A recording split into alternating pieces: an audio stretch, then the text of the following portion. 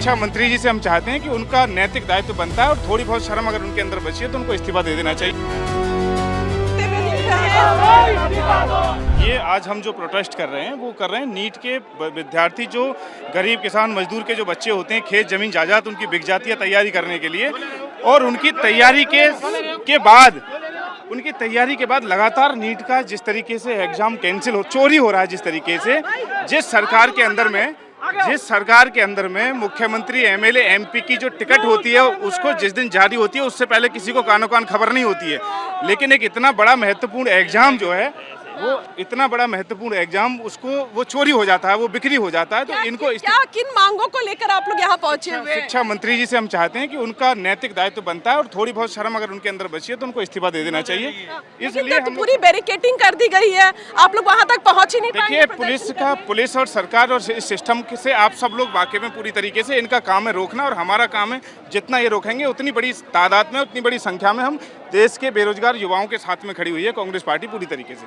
तो देखिए, यहाँ यूथ कांग्रेस के कार्यकर्ता जो है, नेता जो है, वो यहाँ प्रदर्शन करते हुए, नारेबाजी करते हुए आगे बढ़ने की कोशिश कर रहे हैं कि आगे उनको शिक्षा मंत्री के आवास तक जाने दिया जाए, वो अपनी मांग पर। ये बताएं, कहाँ से आप?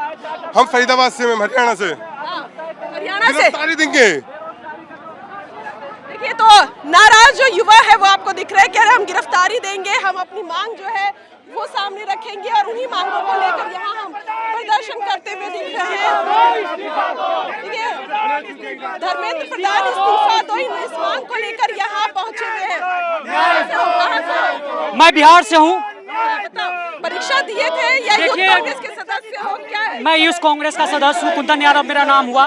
ये सरकार जिस तरीके से तानाशाही कर रही है, क्या ये 12 वर्षों में इनका जितना भी प्लानिंग है सब फेल हो जा रहा है। आज छात्र हत्या करने पे, आत्महत्या करने पे मजबूर हो रहे हैं। कहाँ है आज देश के प्रधानमंत्री जो 2 करोड़ प्रत्येक वर्ष रोजगार देने की बात क्या करते थे, जो बोलते थे किसान की आय दुगना करेंगे? प्रोटेस्ट हुआ था, उसमें भी तुम जी मैं बिल्कुल था। गिरफ्तारी हुई थी। जी गिरफ्तारी हुई थी। अभी भी पुलिस वाले ने मुझे धमकाया है कि तुम पे इतना दफा लगा हुआ है, तुम फिर आए हो। अगर देश के युवाओं, किसानों, गरीबों की आवाज उठाने के लिए अगर हमारे ऊपर 100 दफा भी लगे तो यूथ कांग्रेस का हर एक कार्यकर्ता उस दफा को अपने ऊपर लेने के लिए तैयार है। हम देश की आज़ादी से लोकतंत्र की हत्या के लिए खिलाफ हम कोई भी कदम जो भारतीय जनता पार्टी का है उसको हम एक्सेप्ट नहीं कर सकते। आप लोग को आगे नहीं जाने दिया जा रहा है, बैरिकेडिंग की गई है, वाटर कैनल का इस्तेमाल करने के लिए यहाँ रखा गया है, 3 लेयर की जो बैरिकेडिंग है वो यहाँ लगाई गई। देखिए, ये तो पूरी तरीके से तानाशाही है ना। लोकतंत्र में कोई भी अपना आवाज उठा सकता है।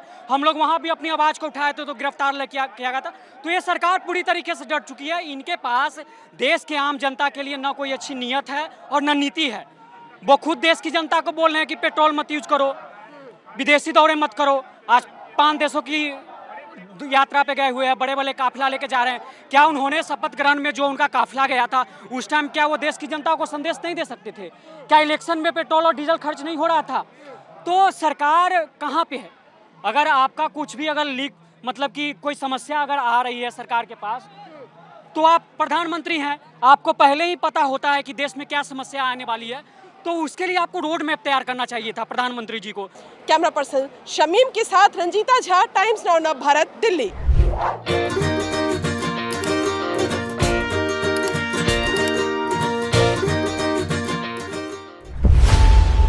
खबरों की रणभूमि में यहाँ शोर नहीं, सोच लड़ती है। जहां शब्द नहीं, फैक्ट्स वार करते हैं और हर सवाल खोलता है सच की नई परत।